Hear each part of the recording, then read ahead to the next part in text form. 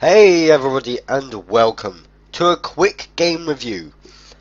This game being Daggers. Daggers is a competitive first-person shooter where you fight endless enemies whilst fighting on a small arena. What I mean by competitive is that you are put on leaderboards, and obviously if you're on a leaderboard you're tempted to get a higher score. In the options menu there are a few options. Those being the input options with the obvious look sensitivity, keyboard options, and the Y-axis options. However, you can also adjust what hand you want to shoot with, so instead of the default, which is the right hand, you can have it set to the left hand. There is an option called flash hand, but I'm not actually sure what it does. You also have the audio options, which doesn't have much in terms of like advanced stuff like you would see in other games, but there is a HRTF option, which is interesting to me. What HRTF stands for is Head Related Transfer Function, which basically is a response that characterizes how an ear receives a sound from a point of source.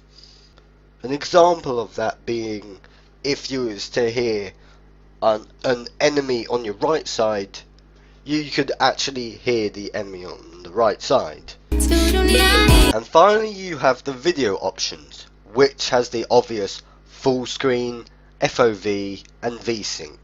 Nothing too special. You also have the leaderboards menu, where you can obviously look at other people's score and your own.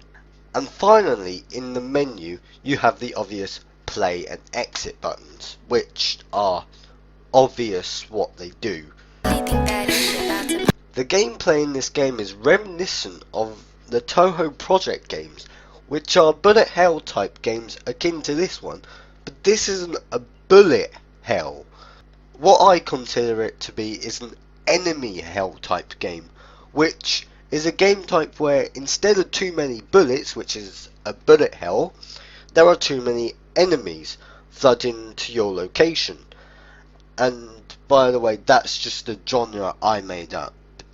And also, the game isn't a top-down shooter, as you can see in the gameplay.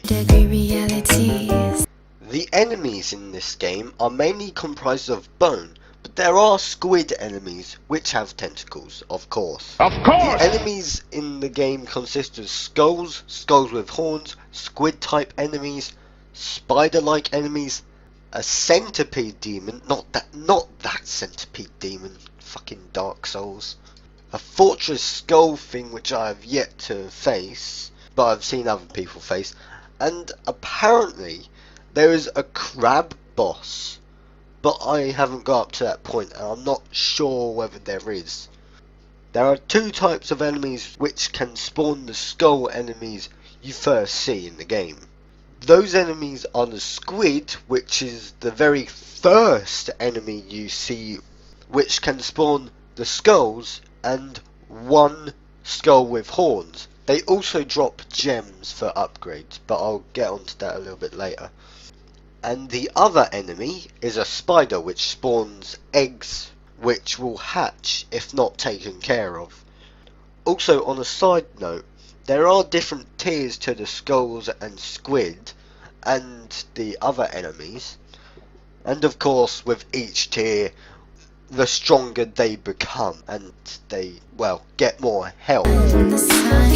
There are upgrades in this game which enable you to do damage, but the final upgrade allows for homing bullets. And how you get the upgrades is you get these red gems, and I think if you accumulate enough, your hand becomes more like spread out, so instead of like showing two fingers, I think the max is like all 4 fingers and the thumb. And also there are 2 secrets in this game. I have found them, but in this script I say that I have yet to find them, but I have actually found them now. And the secrets, actually I'm not going to spoil the secrets, you can figure that out for yourself. Overall, this game is a great hell game. It's similar to Dark Souls in the difficulty sense, but I can definitely say that this is much harder, because simply it's a survival game, and the gameplay is just endless. So in conclusion, it's a great game with great pixel graphics, which is why I give this a 7 out of 10. Thank you for watching this review.